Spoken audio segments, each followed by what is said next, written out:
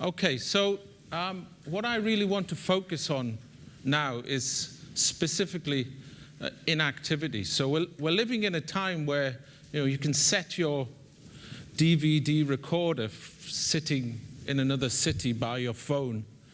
You can. They're talking about putting people into space, the members of the general public.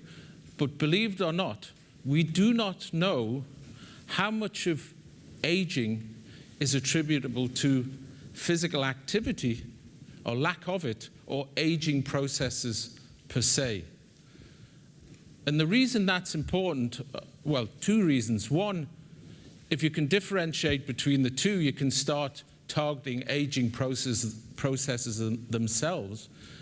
But if you know how much of it is due to physical inactivity, you can actually correct it, which is a major, that's better than any drug. Won't cost you anything. So in the center I'm a member of, we're trying to focus on physical activity and trying to work out or trying to differentiate what is aging and actually what is inactivity related to musculoskeletal health. So let's first think about the aging phenotype. I use the word phenotype.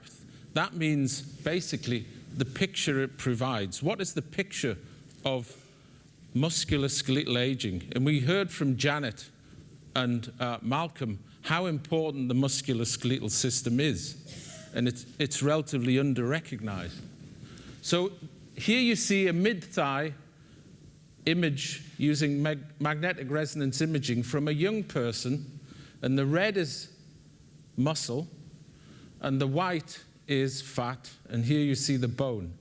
And this is from a 65-year-old person, so you can see the amount of muscle has declined, but you can also see the amount of fat has increased, but it's also increasing between the muscle fibers. And what I can tell you is actually it's also increasing within the muscle fibers. It's just we can't see it on this image. Here you see data from men and women.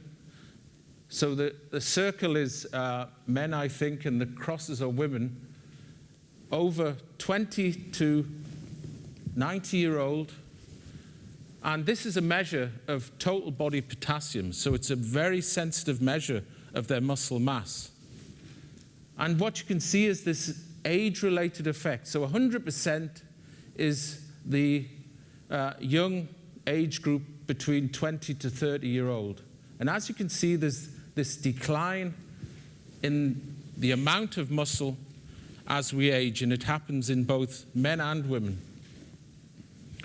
The significance of that is that from a classic paper published in 1995, if you measure the strength in the young people and you express 100%, and then you measure the strength in the elderly people and you express it as a percentage of the young, you can see the elderly are 40% less strong than the young. And you may say, well, that's not so important. But in this box here, I've highlighted this is the range of strength needed to actually lift yourself out of a chair. So people, or sarcopenic elderly people, do not have the strength to lift themselves out of a chair. And those that do are very near the upper end of their maximal strength. So it's a very important functional issue. Here we see the loss of fast muscle fibers. We have principally three muscle fiber types: fast, intermediate, and slow. The fast muscle fibers allow us to do powerful, rapid movements, moving quickly up a flight of stairs. What you see is this age-related phenomenon where 35% of the fast fibers are lost. And people think, oh, this is due to aging. But this is just a default comment. we actually don't know whether this is due to aging or whether it's because we're becoming more inactive and not using these fast fiber types. What about the quality of the muscle? Everyone talks about sarcopenia being the loss of muscle, and that's true. But the muscle that is left is also of a poorer quality. So here you see what's called the maximal oxygen uptake. So this is basically a measure of your ability to use oxygen during exercise, which the muscles need. So most of the maximal oxygen uptake is a function of the ability of the heart to deliver blood to the muscle and the muscle to extract the oxygen. And here you see young individuals, or middle-aged, and elderly people. So you have this age-related decline in the quality of the muscle. Again, is this really age, or is it inactivity? A very important feature of aging is a concept known as anabolic blunting or anabolic insensitivity. So here on the two graphs you see myofibrillar protein synthesis rate and sarcoplasmic protein synthesis rate. So this basically is just a measure of how much protein is being synthesized by the muscle. The muscle is building proteins, and these are just two different types of protein in the muscle. But what you see is the response to feeding amino acids, so ingesting protein.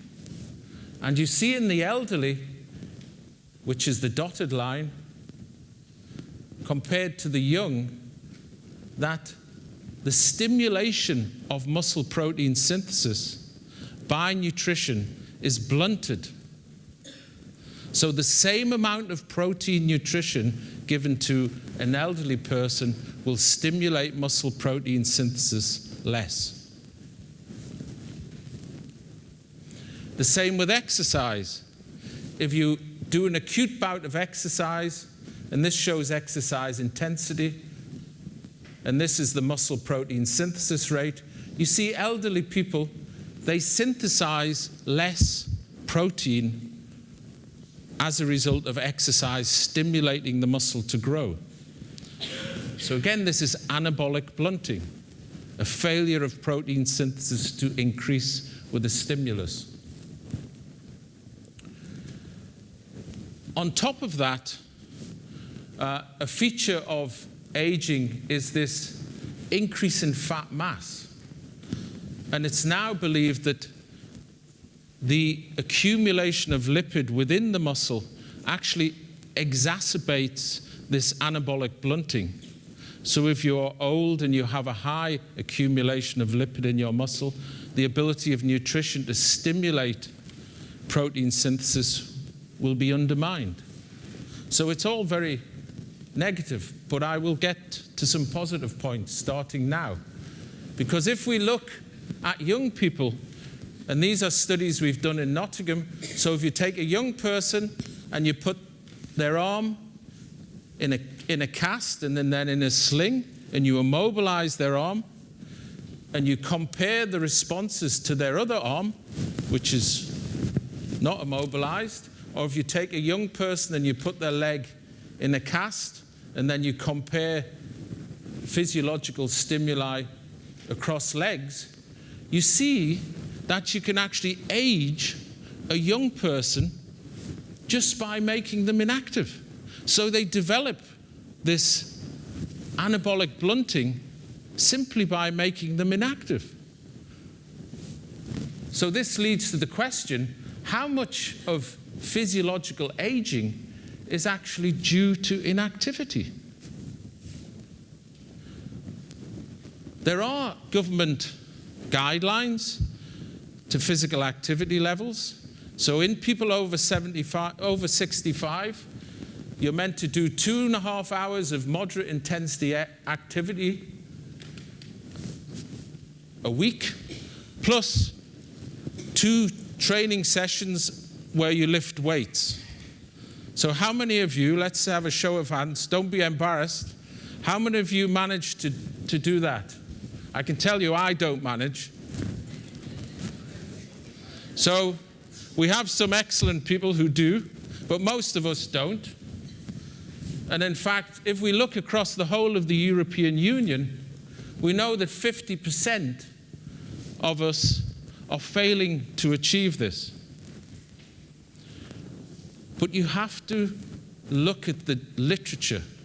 What the literature tells us is this is the exercise that you need to get cardiovascular benefit, to increase your maximal oxygen uptake, to increase your heart function. It says nothing whatsoever about musculoskeletal benefit. And this is a major gap in our scientific understanding. So 2 questions that we are trying to answer or try to move towards is, the relative contribution of aging and inactivity to this muscle dysregulation, or whether aging and inactivity are additive, is completely unknown. We don't know, which seems absolutely amazing in this day and age. I think even more astonishing is the amount of exercise and the intensity of exercise needed to confer a benefit is completely unknown. We don't know how much exercise do you need to do to reduce this anabolic blunting. It's unknown. So it gives us something to do, obviously, which is good. What's the significance of being inactive? That's probably the bottom line and the most important question. So this is excellent work from Stephen Blair involving huge numbers of volunteers. And basically what he has demonstrated is that being of low physical activity status in both men and women, black squares, men, white women, is a greater risk to health than all of the classical things that we think of as being important. If you look at disease, you see many of the chronic diseases that accelerate aging processes also are linked with high levels of physical inactivity. So how much of this chronic disease is actually due to the fact, yes, they're diseased, but they're inactive as well? It's important, if we look at these chronic diseases, you see that, I'll just point at one because we're running out of time, but if you look at the probability of survival, in the highly active, the probability of survival is much improved. I think this, for me, is the most convincing piece of evidence that I'm going to show that being highly active, and that's, I have the caveat that I don't know how much exercise is needed, but if you are highly active, you can correct many of the features of musculoskeletal aging that we believe to exist. Here you see a 40-year-old triathlete, mid-thigh MRI. Here you see a 74-year-old sedentary person, so the smaller muscle mass, the high lipid. And here you see a 74-year-old triathlete. He's got less fat than your 40-year-old triathlete. So with that, I'll thank you for your time, and I'll happily answer any questions.